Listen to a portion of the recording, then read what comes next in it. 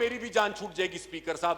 یا قانون ہی لے آئے, ویسے بھی آج کل ماشاءاللہ قانون بڑی تیزی سے بن رہے ہیں, قانون لے آئے کہ جی اپوزیشن لیڈر سے اس طرف جتنے بیٹھے ہیں ان کے حلقوں میں کوئی ڈیولپمنٹ فنڈز نہیں ہوں گے تو ہمیں منظور ہوگا اسپیکر صاحب, قانون ہوگا. شکریہ. Thank you Haider Khan. جناب پرویز خٹک صاحب, میں کرتا ایک منٹ, اس کے لیے ہم فاتحہ کریں گے اس کے بعد. جی پلیز. ادھر ہے خٹک صاحب, آپ کا مائک ادھر ہے.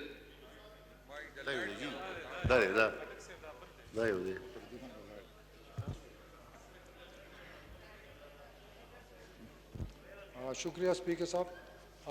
آج میں تھوڑی سی بات کروں گا اور وفاقی صوبائی حکومتوں کی کارکردگی کے بارے میں, چونکہ آپ سب کو پتہ ہے پاکستان جب بنا بہت بڑی قربانیاں دی گئیں, لوگوں نے اپنی جانیں قربان کی, لیکن ہمیں یہ سوچنا پڑے گا کہ ہم نے پاکستان کو دیا. ہم اوروں سے بات کرتے ہیں لیکن اپنے گریبان میں نہیں دیکھتے کہ ہم نے کیا دیا ہے. تو میرے خیال میں ہم اپنا حق ادا نہیں کر سکے ابھی تک, لیکن پھر بھی ہمیں اپنے دلوں میں یہ وعدہ کرنا چاہیے کہ پاکستان نے ہمیں بنایا اور پاکستان کو ہم نے کچھ دینا ہے. میں جو موجودہ بجٹ ہے اس کے بارے میں کہنا چاہتا ہوں. عمران خان کو میں اور ان کی ٹیم کو, فائنانس منسٹر کو مبارکباد دیتا ہوں کہ ایک بہترین بجٹ پیش ہوا. سارا ملک اس کو سراہ رہا ہے, سارا ملک اس کی صفتیں کر رہا ہے, لیکن یہاں پر ہمارے بھائی ان کو شاید نظر نہیں آتا کہ یہ بجٹ ایک معاشی انقلاب لانے کا بجٹ ہے, اور اس کا نتیجہ آپ خود دیکھیں گے. اصل میں ان کو پریشانی یہ ہے کہ اگر تحریک انصاف کی حکومت کامیاب ہو گئی اور بہترین ملک کے معاشی حالات بہتر ہوئے تو ان کی جگہ ختم ہو جائے گی, اور انشاءاللہ ختم ہوتی جائے گی. یہ خود ہی دیکھتے جائیں گے, وقت کا انتظار کریں. گزر چکے ہیں, یہ تو ہمارا مذاق اڑاتے ہیں, یہ لوگ تنقید کرتے ہیں. میرے پر بھی 5 سال تنقید کی گئی, جو نتیجہ ملا وہ ان کے منہ پر ایک تھپڑ تھا, اور انشاءاللہ یہی تھپڑ دوبارہ 2 سال کے بعد ان کو ملے گا, کیونکہ انہوں نے یہ اس ملک کے ساتھ کیا. میں ان کی باتیں سنتا ہوں, جیسے اس ملک میں دودھ کی نہریں بہہ رہی تھی, جیسے ملک بہت آگے جا رہا تھا. اگر ملک میں ترقی ہو رہی تو ہم بلیک لسٹ میں کیوں گے؟ اگر ملک میں ترقی ہوتی ہے یا تھی تو ہم نے قرضے کیوں لیے؟ ہم پر الزام لگایا جاتا ہے کہ عمران خان IMF کے لیے گیا. ریکارڈ نکالیں کہ 3 سال میں جو پیسہ قرض اور سود میں دیا گیا وہی لون لیا گیا ان کے قرضوں اور سود کے لیے. ان کی تباہی کی وجہ سے ہمیں IMF پہ جانا پڑا. اگر یہ ملک قرض دار نہ ہوتا تو عمران خان کیوں جاتے, وہ کیوں IMF کے پاس جاتے؟ ہمیں تو کوئی ضرورت نہیں تھی. ہم تو اس بلا میں پھنسے ہوئے ہیں, اور ان کی کارکردگی کی وجہ سے. اور انشاءاللہ تعالیٰ 2 سال میں آپ خود دیکھیں گے کہ آہستہ آہستہ قرضوں سے بھی جان چھوٹے گی اور IMF سے بھی جان چھوٹے گی فار ایور. یہ نہیں کہ کچھ وقت کے لیے. جو عمران خان کی حکومت محنت کر رہی ہے, مجھے پتہ ہے, جو مرضی یہ کہیں, اس ملک میں تبدیلی آ رہی ہے, چینجز آ رہے ہیں, اکانومی بہتر ہو رہی ہے, انڈسٹری چل رہی ہے. اس وقت میں ان سے پوچھتا ہوں, اس ملک کے کارخانے کیوں بند ہوئے؟ کیا یہ کوئی مراد نہیں دے سکتے تھے؟ یہ کیا کاروبار کو نہیں چلا سکتے تھے؟ ہم جب آئے تو اس ملک کے کارخانے تباہ و برباد تھے, معاشی حالات تباہ تھی. آج اللہ کا شکر ہے کارخانے چل پڑے ہیں. ہماری حکومت نے ان کو ٹیکسز میں مراحت دی, بجلی میں مراحت دی, امپورٹس میں مراحت دی. یہی وجوہات ہیں کہ آپ کسی کو کوئی مراحت دیں گے تو چلیں گے. تو ان کو سوچنا چاہیے کہ یہ اتنے بڑے اکانومسٹ یہاں پر بیٹھے ہیں, بڑے بڑے انڈسٹریلسٹ بیٹھے ہوئے ہیں, ان کی کارکردگی کیا ہے؟ کارخانے بند, ملک قرض دار, معاشی حالات تباہ. تو یہ سارے چیزیں جو ہیں یہ نتیجہ ہے. لیکن میں ان پر بلیم نہیں کرتا ہوں, کیونکہ یہ آئے کسی اور کے لیے تھے. یہ تو مزے لوٹنے آئے تھے. ان کو کیا فکر تھی کہ غریب کا کیا مسئلہ ہے؟ میں بتاؤں گا ہر چیز کہ ان کے دور میں میں سارا تماشا دیکھا. میں نے حکومتیں دیکھی ہے بغیر منشور کے, بغیر کسی پروگرام کے, بغیر کسی ریفارمز کے. آ کر وزیر اعظم وزیر اعلیٰ بیٹھ جاتا ہے, یہ سوچتا بھی نہیں ہے کہ اس ملک کی کیا ایجوکیشن کی کیا حالات ہیں, ہیلتھ کی کیا حالات ہیں, اس ملک کے غریبوں کے کیا حالات ہیں. تو یہ سب چیزیں جو ہیں یہ بائی پاس کرتے ہیں. یہ حکمران بننے آتے ہیں, یہ عوام کی خدمت کے لیے نہیں آتے. میں نے اپنی نظروں سے دیکھا ہے وہ تماشا. اگر میں بیان کروں مجھے خود رونا آتا ہے کہ اس ملک کے ساتھ ہم نے کیا کیا. یہ ملک ہمارا ہے. ہمارے بچے کل ہم سے پوچھیں گے, ہم سے سوال ہوں گے. اگر میں اپنا حق فرض نہیں ادا کرتا تو اللہ بھی پوچھے گا اور عوام بھی پوچھ رہی ہے. ہم نے اپنا صوبے میں حق ادا کیا, نتیجہ سامنے ہے. کسی کو کوئی میرے سے حساب کتاب کرنا چاہتا ہے, میں جو فیکٹس اینڈ فگر پیش کروں گا وہ گراؤنڈ پہ پیش کروں گا. جو بھی جا کے دیکھ سکتا ہے کہ ہماری کارکردگی کیا تھی. ہم جب آئے ہمارے پاس $500 بلین. $500 بلین سے تو ملک ایک مہینہ بھی نہیں چل سکتا. تو یہ ہمیں کیا چھوڑ کر گئے؟ خزانہ خالی چھوڑ گئے تھے. یہ کہتے ہیں الزام لگاتے ہیں, ہم اپنی کارکردگی بتاتے ہیں. ان کے ہمیں $500 بلین چھوڑے تھے, ابھی ہمارے پاس $25 بلین ہیں ہمارے خزانے میں موجود ہے. اور یہ جو الزامات لگاتے ہیں یہ کبھی اپنے گریبان میں دیکھتے ہی نہیں. ان کی کارکردگی ہماری کارکردگی میں زمین آسمان کا فرق ہے. اس وقت میں ہم شکریہ ادا کرتے ہیں اوورسیز پاکستانیز کا جنہوں نے بہت بڑی مدد کی. ہم نے یہاں پر ایکسپورٹ بڑھائے. یہاں پر آئی ٹی کے تقریباً $2 ارب تک ایکسپورٹ چلے گئے. یہ آئی ٹی میں ترقی نہیں کر سکتے, آئی ٹی سے تو دنیا چلتی ہے. آج دنیا کا جو اکانومی ہے وہ آئی ٹی کے ذریعے ساری دنیا بڑھ رہی ہے, لیکن ان کی کارکردگی ہمارے ٹوٹل میرے خیال $10 کروڑ بھی نہیں تھے ایکسپورٹ. اسی طرح یہ بات کرتے ہیں کہ بے روزگاری ہے. یہ کنسٹرکشن جو ملک چلتے ہیں وہ کنسٹرکشن سے چلتے ہیں. اگر ملک میں ترقی ہوتی ہے, آبادی کاروبار بڑھتا ہے تو وہ کنسٹرکشن سے بڑھتا ہے, کیونکہ کنسٹرکشن کے ساتھ ساری انڈسٹری اس کے ساتھ ملک ہے. اگر انڈسٹری کو, اگر یہ کنسٹرکشن کو انہوں نے مراحت دیے ہوتے تو آج اس ملک میں جو ہمارے کمیاں ہیں وہ پوری ہو جاتی. عمران خان نے کیا کیا؟ کنسٹرکشن کے لیے مراحت دی, ٹیکسز میں معافی دی, اس کو ایز اے انڈسٹری ڈکلیئر کیا. آج ہر جگہ پر آپ کی سیمنٹ کے کارخانے, آپ کے باقی بازار جو کنسٹرکشن سے متعلق ہے وہ سب چل رہے. تو یہی روزگار دینا ہوتا ہے. خالی سرکاری نوکریوں سے روزگار نہیں ملتا. اس وقت میں ابھی بھی کہتا ہوں, یہ کہتے ہیں لوگ مجھے نکال کے بتاؤ کہ کون اس وقت بے روزگار ہے. آپ کو مزدور نہیں ملتا, آپ کو گھروں میں نوکر نہیں ملتے, کیونکہ لوگ صرف سرکاری نوکری چاہتے, کوئی محنت نہیں کرنا چاہتا. آج میں جب 38 سال پہلے سیاست میں آیا تو ہمارے جو علاقے گاؤں تھے سارے کچے تھے. آج کوئی کچا مکان دکھا دے مجھے, میں اپنے صوبے کی بات کرتا ہوں, تو کہاں پر غربت آ گئی. گاڑیاں نہیں تھی کسی کے پاس, موٹر سائیکل نہیں تھے. آج ہر ایک جو ہے اچھی زندگی گزار رہا ہے. یہ بالکل غلط پروپیگنڈا ہے کہ لوگ بھوکے ہو گئے. میرے صوبے میں آؤ, میں آپ کو پھراتا ہوں, مجھے کچا مکان دکھا دو تو میں کہوں گا کہ یہ ملک پیچھے جا رہا ہے. اگر ان لوگوں نے اکنامکس پڑھی ہو تو یہ آیا ہے کہ دنیا میں مہنگائی ہر جگہ جا رہی ہے. امریکہ میں بھی مہنگائی ہو رہی ہے, یورپ میں بھی ہو رہی ہے, لیکن اس کا ایک فارمولا ہے. اگر عوام کی زندگی یا سٹینڈرڈ آف لیونگ وہ نیچے جائے اور ملک میں مہنگائی آئے تو وہ تباہی ہے. اگر عوام کی زندگی بہتر ہو رہی ہے, ان کے پاس پیسہ ہے خرید کے لیے, تو وہ ملک میں تباہی نہیں, وہ ملک کی ترقی ہے. کیونکہ مہنگائی اور لوگوں کی زندگی آپس میں جڑی ہوئی ہے. دنیا میں آج دیکھو امریکہ میں کون سا چیز سستا ہوا, یورپ میں کون سا چیز سستا ہوا. ان کی زندگی بھی جو ان کی آمدن ہے وہ بھی بڑھ رہا ہے اور ملک بھی ترقی کر رہا ہے. جو جس ملک میں مہنگائی نہیں اور سب کچھ رک جائے تو وہ ملک رک جائے گا. نہ کوئی اگائے گا, نہ کوئی انڈسٹری چلائے گا, اور نہ کاروبار ہوگا, تو کس طرح ملک چلے گا. یہ عجیب فینومنا شروع کیا ہوا ہے کہ مہنگائی غربت. میں چیلنج کرتا ہوں, آئیں جائیں پھریں, میں اپنے صوبے کے بات کرتا ہوں, آئیں میرے ساتھ پھریں, مجھے غریب پیدا کر کے دکھا دیں, تو پھر میں کہوں گا کہ تم بڑے سچ بول رہے ہو. یہ سارا ایک ڈرامہ ہے, یہ اپوزیشن کا یہ ڈرامہ ہے, اور یہ ڈرامہ نہیں چلے گا. اب لوگ سمجھدار ہو گئے ہیں. ये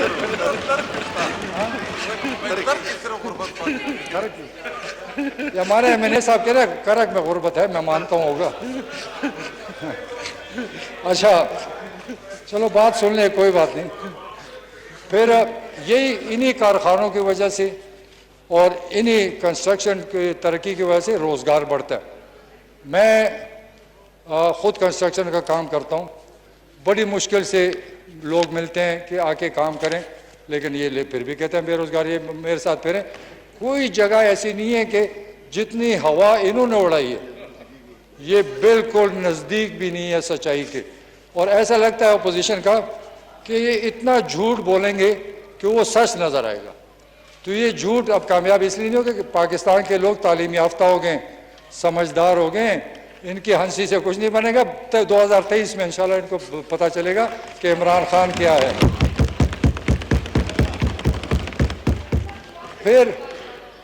फिर देखें, दुनिया में कोविड आया, सारी दुनिया की इकॉनमी तबाह हुई।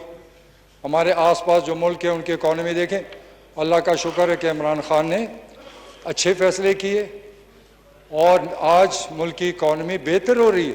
हालांकि हमारी इकॉनमी को डूब जाना चाहिए था। ये अल्लाह का शुक्र है कि इमरान खान के सही फैसलों से पाकिस्तान की इकॉनमी को नुकसान नहीं पहुंचा, थोड़ा बहुत पहुंचा होगा, लेकिन वो कंट्रोल में आ रहे हैं। दूसरा, जो फेडरल गवर्नमेंट के बहुत प्रोग्राम आ रहे हैं, एहसास के आ रहे हैं, गरीबों के लिए कामयाब नौजवान प्रोग्राम आ रहे हैं, और साथ ये कहते हैं कि वो लंगर खाने नहीं खोले। भाई मजदूरों की फिक्र करो, वो कहाँ सोएंगे? जो सड़कों पे सोते थे, जो सड़कों पे बैठे होते थे रात को, गर्मी में सर्दी में। अगर ये बात देखिए, हमने आपकी बातें सुनी। No cross talk please. चलो बिस्मिल्लाह जी, खटक साहब प्लीज। देखें, हमने इनकी बातें सुनी, अगर इनको बर्दाश्त नहीं है बातों को, चले जाएं, मैं अपनी स्पीच करने दें मुझे।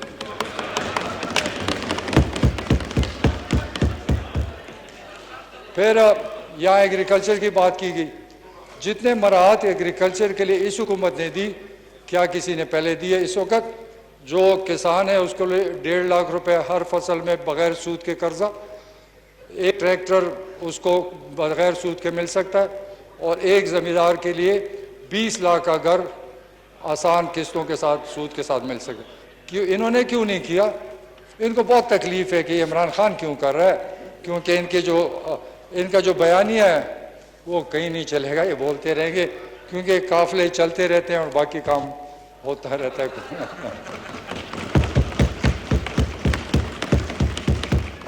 अच्छा, मैं अब सूबे पर आता हूँ। जनाब शहबाज शरीफ साहब ने तनकीद की कि खैबर पख्तूनख्वा में एक यूनिवर्सिटी भी नहीं बनी। मैं इस फोरम से जनाब शहबाज शरीफ को चैलेंज करता हूँ कि आए मनाजरा करते हैं। आपकी 20 साल की कारकर्दगी और मेरी 5 साल और ये मौजूदा 3 साल की कारकर्दगी से बहुत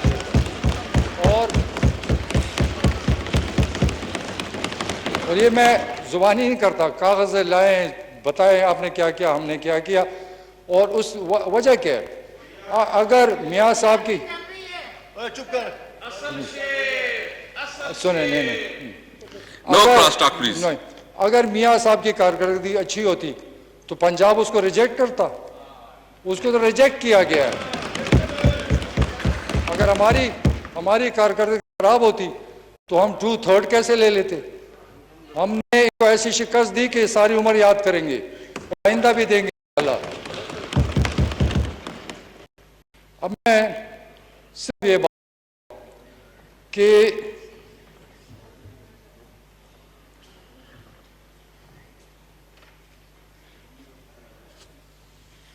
जो मैं अभी बातें करने लगा हूँ, जो हमारे सूबे में हमने 5-8 साल से कर रहे हैं, वो ग्राउंड पे मौजूद है। मैं हवाई बातें नहीं करूँगा, तो जो ग्राउंड पे मौजूद है, तो इसलिए चैलेंज करता हूँ कि आकर देखें और फिर उसके बाद थोड़ा शर्मिंदा हों जो आपने हम पर इल्ज़ाम लगाए। सबसे पहले जब हमारी हुकूमत 2013 में बनी, आपको पता है उससे पहले हैदर होती साहब की हुकूमत, बुरा हाल था, तबाही की तरफ सूबा जा रहा था, रोज़ हम लाशें उठाते थे, बड़े मुश्किलात में थे, लेकिन फिर अल्लाह ने शुक्र किया कि تقریباً 1.5-2 سال کے بعد امن آیا اور ہم ترقی طرف چل پڑے. تو ہم نے کیا کیا؟ جناب پرائم منسٹر کے سوچ اور منشور کے مطابق ہم نے سٹارٹ کیا قانون سازی سے، کیونکہ جب قانون سازی نہیں ہوگی تو کوئی چیز نہیں چلے گی. تو ہم نے سب سے پہلے رائٹ ٹو انفارمیشن لائے. اس وقت وفاق کی ان کی حکومت تھی، میں اس کو فالو کرتا رہا. ہماری رائٹ ٹو انفارمیشن ایسی تھی کہ کوئی چیز، کوئی افسر، کوئی وزیر اعلیٰ کوئی چیز نہیں چھپا سکتا. ایک عام شہری ایک اپلیکیشن سے سارا کچھ لے کے جا سکتا تھا، لیکن انہوں نے وفاق میں نہیں دیا، انہوں نے پنجاب میں وہ اختیار نہیں دیا. کیوں؟ کیونکہ ہم کچھ چھپانا نہیں چاہتے تھے اور یہ سب کچھ چھپانا چاہتے تھے. فرق یہی ہے اور کوئی فرق نہیں ہے کہ ہم نے سر عام کام کیا، ہم نے کھلے میدان میں کام کیا اور انہوں نے چوری چوری کام کیا تاکہ کسی کو پتہ نہ چلے کہ ہم کیا کر رہے ہیں. تو یہ چیزیں یہ مقابلے کی ہیں.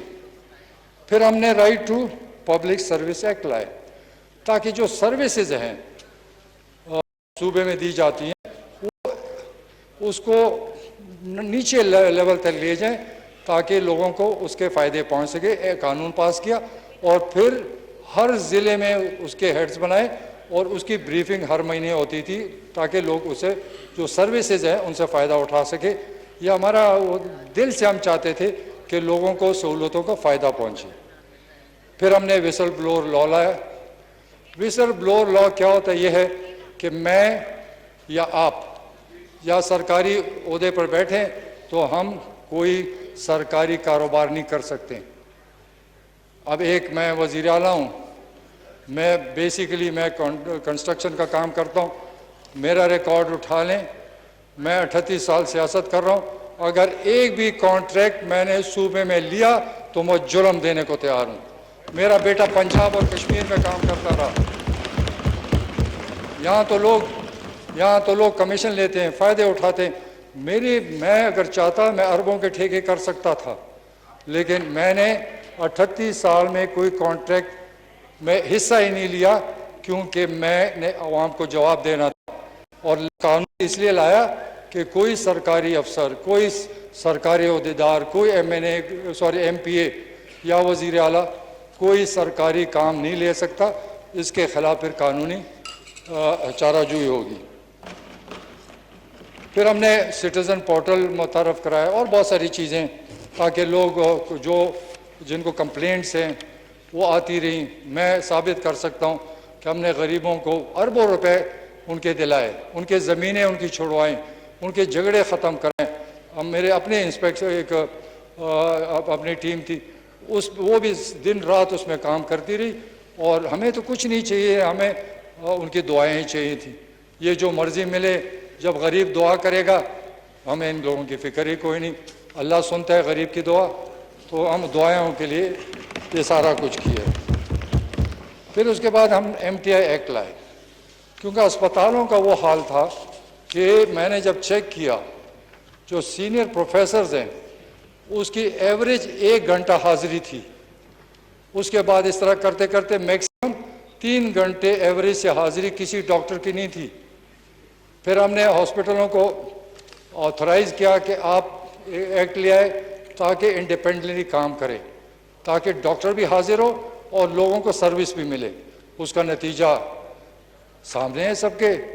اور کیا نتیجہ کریں گے؟ الیکشن جو ہے وہ سب سے بڑا نتیجہ ہوتا ہے. الیکشن سب سے پہلے احتساب ہوتا ہے اور وہ رزلٹ آپ نے دیکھ لیا. پھر ہم نے ساتھ ساتھ اور بہت فائل ٹریکنگ سسٹم لایا. یہاں اس ملک میں ایک اور مصیبت ہے کہ آپ ایک فائل بھیجتے ہیں وہ گم جاتا ہے چلتے چلتے. جس کا دل ہو سیکشن آفیسر رکھ لیتا ہے، کوئی ڈپٹی سیکرٹری رکھ لیتا ہے، اس کی مرضی ہے چلائے نہ چلائے. اس کو ہم تھرو آؤٹ فالو کرتے رہے اور ہر فائل کو اپنے ٹائم پر ہم اس کو سیٹل کرتے رہے تاکہ لوگوں کو انتظار نہ کرنا پڑے. اسی طرح ہمارے ملک میں یہ بھی ایک عذاب تھا، جو ہمارے ٹینڈرز ہوتے ہیں وہ ہمارے الیکٹڈ لوگ، وزیر اعلیٰ، ڈفرینٹ لوگوں کو الاٹ کر دیتے ہیں، ویسے ہی دیتے ہیں جیسے اس کے باپ کا خزانہ ہے. جس کو مرضی ہے ٹھیکہ دے دو، جس ریٹ پہ مرضی ہے دے دو. یہ نہیں چل سکتا ہمارے دور میں. تو ہم نے ہم نے نہیں ہے. No talk, please. No cross talk. آپ ابھی ہیں باقی کروں. No cross talk, please. میرا ویسے بھی گھوما ہوا ہے, کچھ ہو جائے گا, چپ کرو. تو ہم نے اس سسٹم کو آن لائن کیا, ای ٹینڈرنگ کی, ای بیڈنگ کی, اور مکمل اوپن کمپٹیشن کیا کہ جو بھی گھر بیٹھے آپ انٹرنیٹ پہ اپنا بڈ بھیج سکتے ہیں تاکہ گھپلا نہ ہو. اس لیے ہم چاہتے تھے کہ ایک صحیح مقابلہ ہو اور صحیح کام ہو. پھر اس کے علاوہ جیسے ہماری مائننگ ہے, میں مانتا ہوں اس پہ پورا ابھی اثر نہیں ہو, لیکن میں نے ہماری سائنٹیفک مائننگ ایکٹ لائے تاکہ مائننگ کا ایک سسٹم ہے. ایسا نہیں ہوتا کہ آپ بلاسٹ کریں اور آدھا پہاڑ جو ہے تباہ کر دیں. تو اس کے لیے بھی ایک قانون سازی کی ہے, اس میں کچھ عمل ہو رہا ہے, اور میں ابھی وزیر اعلیٰ کے ساتھ رابطے میں ہوں کہ اس کو فل عمل ہو تاکہ ہمارا کوئی مائن ضائع نہ ہو. اسی طرح میں فارسٹیشن کی پالیسی لائے تاکہ سائنٹیفک فارسٹیشن ہو. مجھے وہ ایکٹ کا نام بھول رہا ہے جو ان کی حکومت نے پاس کیا تھا کہ جو درخت سوکھ جائے اس کو کاٹنے کی اجازت دی. کوئی حساب کتاب نہیں. لوگ کیا کرتے تھے کہ درخت کو نیچے سے تھوڑا تھوڑا کاٹ کے وہ سوکھ جاتے تھے. 10 درخت سوکھے ہوتے تھے اور 10,000 لے جاتے تھے. ایک بہت بڑا مافیا تھا, لوٹ رہا تھا اس ملک کو, درخت کاٹ رہے تھے. درخت کاٹنا ایسا ہے کہ انسان کی زندگی تباہ کرنا. وہ ہم نے پابندی لگا دی, کسی کی تو جرت نہیں تھی کہ درخت کاٹ سکے. اور وہ اس لیے کیا کہ ہمارے ملک یہ نہیں ہے کہ ہمیں پیسے چاہیے تھے. ہم اگر وہ درخت بیچتے تو ہمیں حکومت کو پیسے, لیکن ہم نے اس ملک کے لیے کیا تاکہ اس ملک میں جو سیلاب آتے ہیں وہ اس لیے ہے کہ ہم نے درخت کی کٹائی کر دی.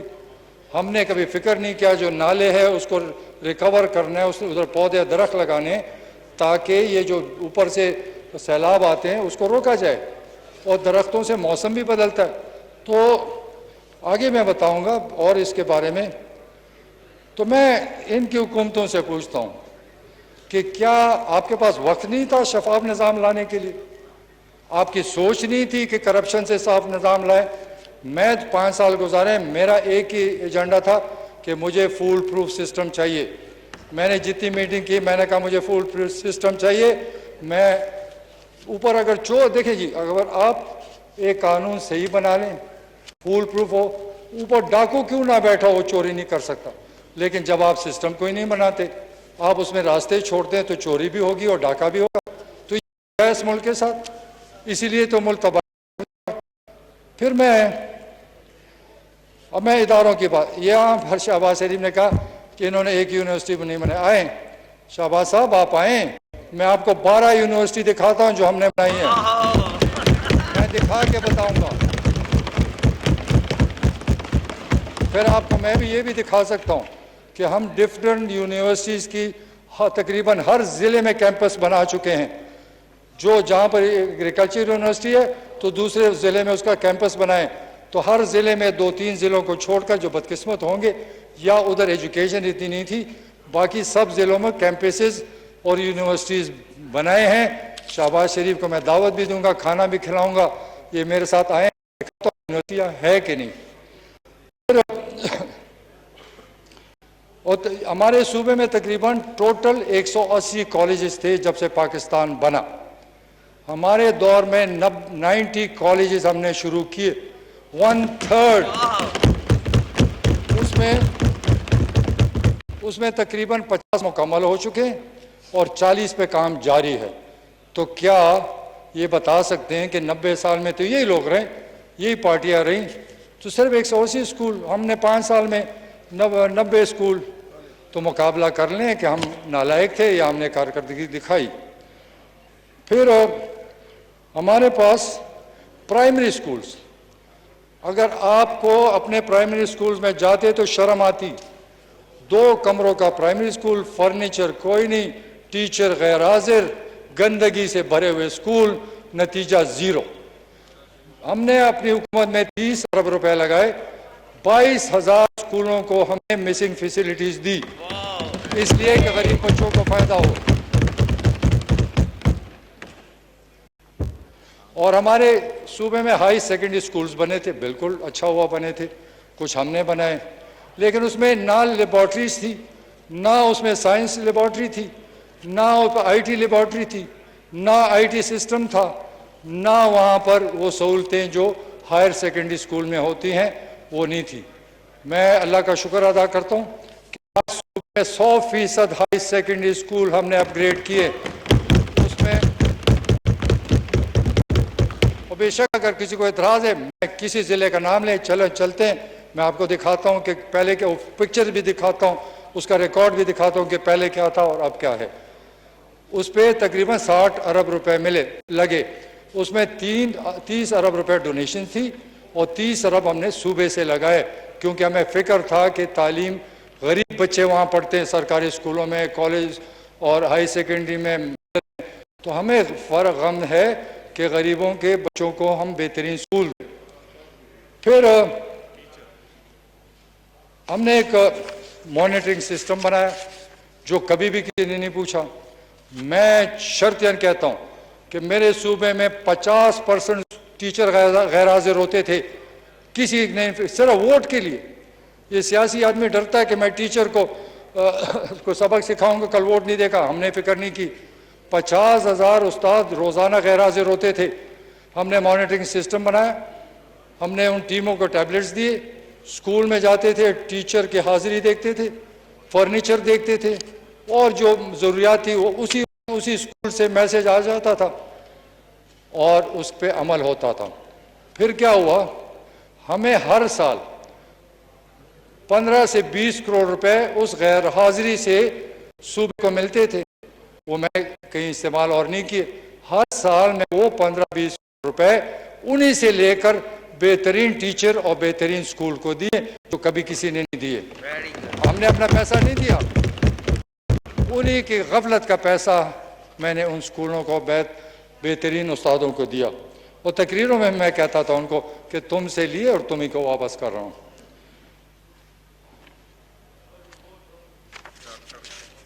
اچھا, تقریباً 8 اسکولوں کو ہم نے سولرائز کیا. اس سے پہلے ایک اسکول بھی سولرائز نہیں تھا. اور ہمارے پاس 28,000 اسکول ہیں. 8,000 ہم نے کیے, ابھی بھی حکومت جاری وہ اس کو سولرائز کریں. ہماری کوشش ہے کہ جلد از جلد ہر اسکول کو سولرائز کیا جائے تاکہ وہاں بجلی موجود ہو اور غریب کے بچے گرمی محسوس نہ کریں. تقریباً 70,000 ٹیچر ہمارے دور میں بھرتی ہوئے. تقریباً 30,000 ٹیچر اس حکومت میں بھی بھرتی جاری ہے. پہلے مجھے یاد ہے پیپلز پارٹی کی حکومت میں رہا ہوں, وہاں کیا ہوتا تھا کہ ہم 3rd ڈویژن میٹرک کو ٹیچر بناتے تھے جو خود کو نہیں پڑھا سکتا. وہ خود کو نہیں پڑھا سکتا. ہم نے این ٹی ایس انٹروڈیوس کیا, فرسٹ ٹائم ہماری حکومت نے این ٹی ایس انٹروڈیوس کیا تاکہ سفارشی کلچر ختم ہو. آج آئیں, میں اسکولوں میں دکھاتا ہوں, M A, B A, M S C, M Ed teacher primary school میں چلے گئے کہ غریب بچوں کو صحیح تعلیم دے سکے. ان کو کیا غریبوں کی فکر, ان کو کیا غریب کے بچوں کی فکر. ان کو اسکول تباہ, ٹیچر غیر حاضر, ڈاکٹر غیر حاضر, کسی کی فکر نہیں, مزے کر کے لوٹ کے چلے گئے اور پھر ہمیں باتیں سناتے ہیں. میں چیلنج کرتا ہوں کہ ہم صاف شفاف حکومت کی.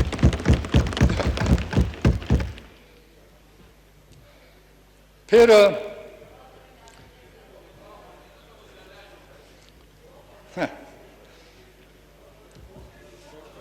اچھا, پھر میں آتا ہوں پولیس پہ. یہ جو پولیس ہے,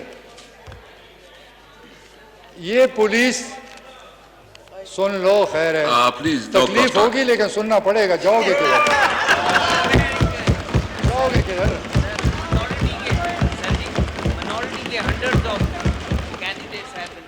دیکھیں, جھوٹ ہے تو آ کے میرے صوبے میں ساتھ آؤ, آپ کو کھانا بھی کھلاؤں گا, رہنے کی جگہ بھی دوں گا, جہاں جاؤ گے میں دکھاؤں گا. جھوٹ آپ لوگوں کی عادت ہے, میری جھوٹ عادت نہیں ہے, میں سر عام بات کرتا ہوں.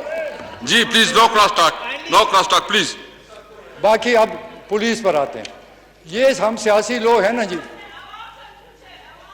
عوام نے تو ہمیں جتایا ہے اور تمہیں شکست دی No ہے عوام cross talk, نے please. اب No پھر cross talk. شکست دیں گے اور پھر تمہیں شکست دیں گے. یاد کرو No cross یہ talk, میری please. بات یاد کرو 2023 میں تمہارا صفایا ہوگا, فکر نہ کرو. جی خٹک صاحب please. No cross talk please. اگر یہ بولیں گے میں جواب دوں گا, پھر ناراض نہ نا ہو. Please please. جی دیکھیں پولیس ایک ایسا ادارہ ہے جس سے ہر عام آدمی کا واسطہ ہوتا ہے. پولیس سیاسی لوگ پولیس کو استعمال کرتے ہیں. یہ سیاسی لوگ پولیس سے فائدے اٹھاتے ہیں. یہ سیاسی لوگ پولیس پہ بدماشی کراتے ہیں. ہم نے کیا کیا؟ میڈم آپ پلیز آپ. ہم نے پولیس ایکٹ لایا, پولیس کو انڈیپینڈنٹ کیا, پولیس کے تھانے کو با اختیار کیا. وزیر اعلیٰ کے پاس یہ اختیار نہیں تھا کہ ایک سپاہی کو بھی ٹرانسفر کرے. میں نہیں کر سکتا تھا کیونکہ میں نے اختیار ان کو دیا. رزلٹ کیا تھا؟ عوام سے آ کے پوچھیں کہ تھانوں میں کیا فرق تھا. کوئی جھوٹا ایف آئی آر نہیں, کوئی جھوٹا ایف آئی آر نہیں, کوئی ظلم زیادتی تھانے میں نہیں کر سکتا تھا. کوئی کسی سیاسی لوگ پولیس کو نہیں استعمال کرے کیونکہ پولیس انڈیپینڈنٹ ہوئی اور اس کا نتیجہ ہمیں ملا. ہم اللہ کا شکر گزار ہیں کیونکہ ہماری پولیس کی کارکردگی بہترین رہی. میں خیبر پختونخوا کی پولیس کو خراج تحسین پیش کرتا ہوں کہ انہوں نے دہشت گردی میں جو کام کیا وہ کسی مائی کا باپ بھی نہیں کر سکتا, جو مرضی کو. اور میں جناب دورانی صاحب اللہ اس کو جنت نصیب کرے, جو کام اس نے کیا تاریخ میں کوئی نہیں کر سکتا. کاش اس سے اور فائدہ اٹھا لے. بہترین تھا اور اس ملک کے لیے بہترین نظام لانا چاہتا تھا, تو اس پہ مجھے بہت افسوس ہے. اللہ تعالیٰ جو فیصلے کرتے ہیں, لیکن جو پولیس کے لیے اس نے کیا وہ تاریخ یاد کرے گی. پھر پولیس میں چونکہ دورانی صاحب ایک صحیح آفیسر تھے, انہوں نے جو مانگا پولیس کے لیے, جو اپ گریڈیشن مانگی, جو تنخواہیں بڑھائی, جو انہوں نے کہا 100% پولیس کے لیے ہم نے کیا. آج کوئی پولیس کا کوئی ڈیمانڈ نہیں کر سکتا کہ تحریک انصاف کی حکومت میں ان کو حق نہیں ملا. ہم نے پورے حق دیے. کبھی بھی کسی سے جا کے ملیں, جا کے پولیس اپنے پنجاب کے آفیسر دیکھیں. مزے کی بات یہ کہ پنجاب کے آفیسر میرے صوبے میں آنا شروع ہو گئے. میں پوچھتا تھا کیوں, وہ کہتے ہیں کہ یہاں انڈیپینڈنٹ ہے, ہم کرپٹ نہیں ہیں, ہم کرپٹ صوبے سے نکلیں, ہم آپ کے صوبے میں آ رہے ہیں. یہ زبانی ہے. میرے پاس 60-70% پنجاب کے آفیسر آئے جو اچھے آفیسر تھے. انہوں نے کارکردگی دکھائی اور مثالی کارکردگی دکھائی. جو یہ کرنا نہیں ہو سکتا ہے, مجھے ابھی یہ کہتا ہے پنجاب میں نہیں ہو سکتا. پنجاب نہیں, ساری دنیا ریفارم ہو سکتی ہے, تو پنجاب کیوں نہیں ہو سکتا؟ ہر جگہ ہو سکتا ہے. لیکن اگر نیت صاف ہو, ارادہ صحیح ہو, تو کوئی مسئلہ نہیں ہے کہ جو نہیں ہو سکتا. پھر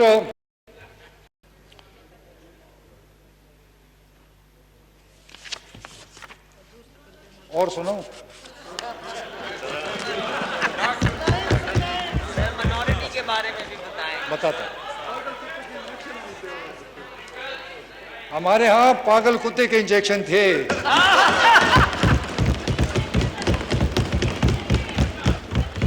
پھر میں صحت کی طرف آتا ہوں. دیکھیں صحت کا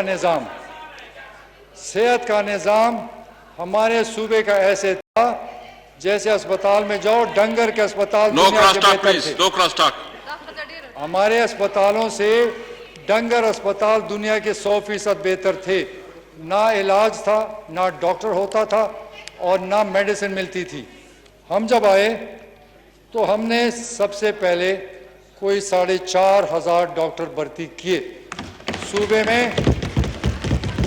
اس وقت صوبے میں 70 سال سے ٹوٹل 5,000 ڈاکٹر تھے. 70 سال میں 5 سال میں ہم نے ڈبل کیا, اور ابھی بھی 2,500 اور ڈاکٹر بھرتی ہو رہے ہیں تاکہ عوام کے سہولت کے لیے ڈاکٹر موجود ہو. ان کو کبھی فکر نہیں تھی.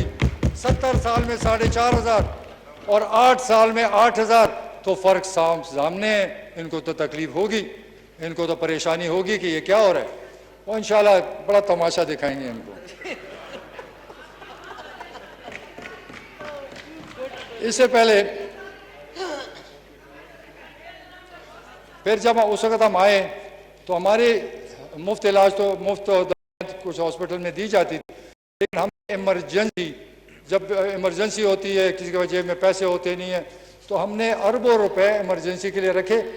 کوئی بھی ایمرجنسی میں آیا ہمارے دور میں اور ابھی بھی اس کا فری علاج کیا جاتا ہے، چاہے وہ جو بھی ہو، وہ ایمرجنسی کے لیے ہم نے کیا.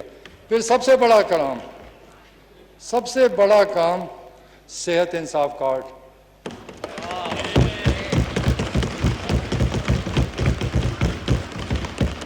یہ ہمارے پرائم منسٹر کی سوچ تھی. جب ان کی والدہ کو کینسر ہوا تو انہوں نے کینسر ہاسپٹل بنایا. میرے سے جب بات کرتے تھے تو یہ کہتے تھے کہ غریب آدمی اپنا علاج نہیں کر سکتا، اس کے لیے کچھ کرنا چاہیے. پھر ہم نے مل بیٹھ کر یہ صحت انصاف کارڈ نکالا. آپ سوچیں، ایک غریب آدمی بیمار ہو جائے، اس کا آپریشن ہے، 5 لاکھ چاہیے، کیا کرے گا؟ گھر بیچے گا، قرضے لے گا، غلام بنے گا؟ وہ 10 لاکھ کا فری علاج سالانہ ہر ایک کے لیے ہم نے میں نے اس وقت 18 لاکھ صحت انصاف کارڈ دیے. اب عمران خان کی پانی سے سارا صوبہ جس کے پاس شناختی کارڈ ہے اس کا مفت بہترین سے بہترین ہسپتال سے ہو سکتا ہے. تو کیا میں ان سے پوچھتا ہوں، آپ کو یہ غریب نظر نہیں آ رہے تھے کہ یہ علاج کہاں سے کریں گے؟ یہ اپنا آپریشن کون کرائے گا؟ یہ سرمایہ دار کی منتیں کریں گے، سرمایہ دار سے قرضے لیں گے. ان کو فکر کوئی نہیں، ان کو اپنی جائیدادوں کی فکر ہے کہ کروڑوں اربوں بناؤ خوش، کیونکہ تم خوش. ایسا نہیں ہوگا. اب عوام سمجھ چکی ہے، آپ سے حساب کتاب ہو رہا ہے. اب ان سے جب حساب مانگا جاتا ہے ملک چھوڑ کے بھاگ جاتے ہیں. بھائی حساب دو. حساب کیوں نہیں دیتے ہو؟ حساب دے دو. کوئی سزا نہیں، کچھ بھی نہیں. آپ حساب دے دو کہ یہ 10 روپے کہاں سے لائے ہو، آپ گھر جاؤ عیاشی کرو. حساب نہیں دو گے تو حساب ہوگا. کوئی نہیں بچ سکتا، جو مرضی کرو. پھر میں نے بات کی فارسٹ کا کہ یہ ایک بہت بڑا مافیا تھا اور ہمارے فارسٹرز کو قتل کیا گیا کیونکہ وہ جب روکتے تھے تو ان کو قتل عام کرا جاتا، زخمی کیے، قتل کیے، لیکن ہم باز نہیں آئے.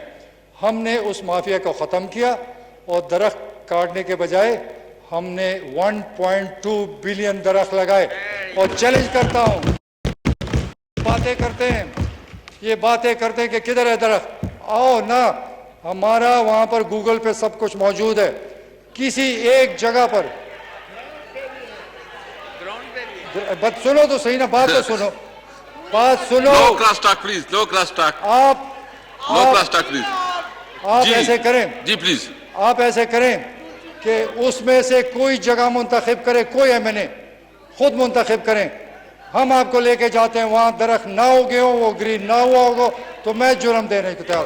خالی گوگل پہ نہیں ہے. آپ آئیں تو صحیح.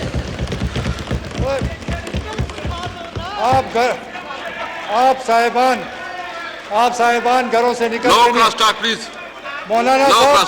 مولانا صاحب میں آپ کو بھی بتاتا ہوں. No cross talk. تشریف رکھیں مولانا. مولانا پلیز تشریف فرمائیں. Please please. میں مولانا کو بھی بتاتا ہوں. No cross talk, please. میں مولانا کو بھی بتاتا ہوں کہ میں نے دین کے لیے کیا کیا اور انہوں نے کیا کیا، وہ بھی بتاؤں.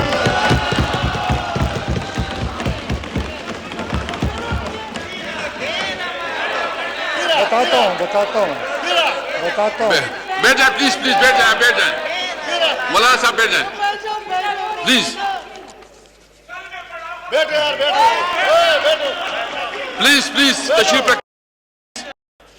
پلیز تشریف رکھیں. میں مولانا کو خوش اپنی ہونا باری پہ جو بات کرنا چاہے اپنی باری پہ کریں. اسپیکر صاحب مولانا صاحب کو خوش ہونا چاہیے. اب بھی اس وقت میں نے جو مساجد کے علماء ہیں ان کے لیے وظیفہ مقرر کیا، کچھ مشکلات ہوئی. اس بجٹ میں اللہ کا شکر ہے کہ 28,000 علماء کو 10 سے 20,000 وظیفہ مقرر ہو گیا ہے. اور اس میں مائنورٹیز، چرچز، اس میں مندر جو ان کے ہیڈ کرتے ہیں ان سب کے لیے وظیفہ مقرر ہوا ہے. تو ان کو تو خوش ہونا چاہیے. پھر ایک اور بات، اگر دین کی بات کرتے ہیں، ہم قرآن شریف سنتے ہیں، نمازیں پڑھتے ہیں، ایک لفظ بھی سمجھ نہیں آتی عربی کی. کیا ہم میں کسی کو سوچ نہیں تھی کہ قرآن شریف کو اپنی زبان میں پڑھایا جائے تاکہ ہمارے بچے بہترین مسلمان بنے اور بہترین طالب علم بنے؟ ہم نے قانون پاس کیا، 1 سے 5 کلاس تک مناظرہ شروع، 5 سے 12ویں کلاس تک قرآن شریف بامانی شروع کرایا، تو ہم نے یہ برا کام کیا؟ ہم نے بہترین مسلمان بنانے کی کوشش کی۔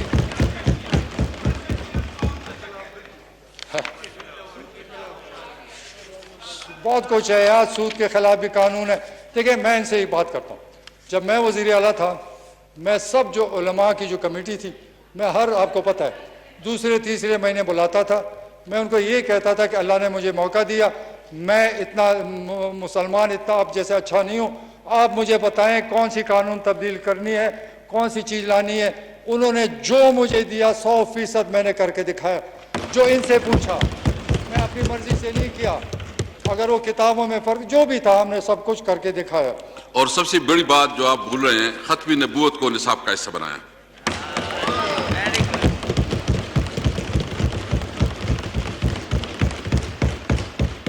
میں اور نہیں بولنا چاہتا، میں ناراض ہو جائیں گے، میرے دوست ہیں سارے، تو میں صرف ان کو کہتا ہوں، صرف آخری میری نصیحت ہے، میری نصیحت ہے خدا کے لیے ہوائی باتیں مت کرو، پریکٹیکل کام کرو، لوگ دعائیں دیں گے اور آپ کی آخرت اچھی ہوگی۔ لیکن میرے خیال میں ان کو دعاؤں کی ضرورت نہیں ہے، ان کو بد دعاؤں کی